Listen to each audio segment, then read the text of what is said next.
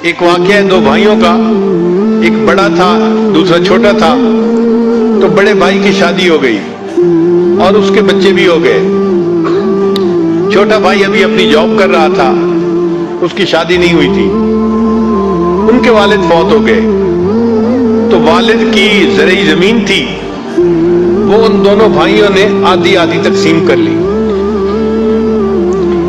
جب آدھی آدھی تقسیم کر لی تو اب اس زمین کی فصل نکلی سال کے بعد جیسے نکلتی ہے، تو بڑے بھائی نے بھی اپنی فصل کو سمیٹا اور چھوٹے نے بھی سمیٹا۔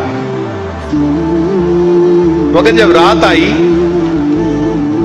تو بڑے بھائی نے سوچا کہ میرے ساتھ بیٹے بھی ہیں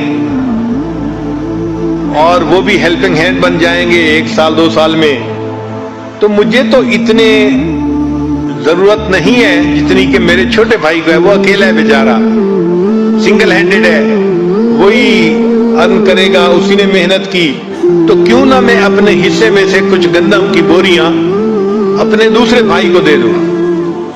چنانچہ اس نے اپنی 5 بوریاں اٹھائیں اور اپنے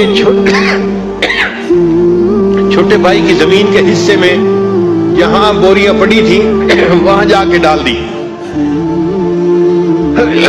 اللہ کی شان، جب رات کا آخری حصہ آیا تو چھوٹے بھائی کے دل میں بھی یہی خیال آیا کہ ہم 2 بھائی ہیں اور ہماری زمین آدھی آدھی ہے، لیکن میں تو اکیلا ہوں، میری تو ضرورت اتنی نہیں ہے۔ میرا بڑا بھائی تو فیملی والا ہے، اس کے بچے ہیں، بیوی ہے، ذمہ داری زیادہ ہے، بوجھ زیادہ ہے، کیوں نہ میں اپنی گندم میں سے کچھ گندم اس کے حصے میں ڈال دوں تو اس کو فائدہ ہو جائے گا۔ چنانچہ اس نے بھی 5 بوریاں اٹھائیں اور بھائی کی بوریوں میں جا کے اس کو رات کو ڈال دیا۔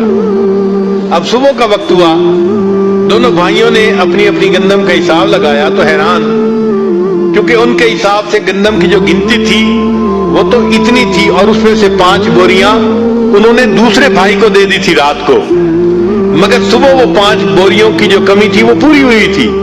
تو دونوں بھائی اس پر بڑے حیران ہوئے کہ پتہ نہیں گندم ہماری 5 بوریاں کم ہونی چاہیے تھی، یہ کم کیوں نہیں ہے۔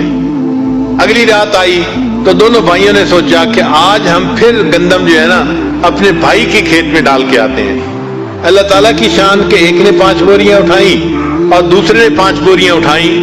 جب دونوں ایک دوسرے کی زمین پہ ڈالنے کے لیے جانے لگے تو راستے میں ایک دوسرے سے ملاقات ہو گئی۔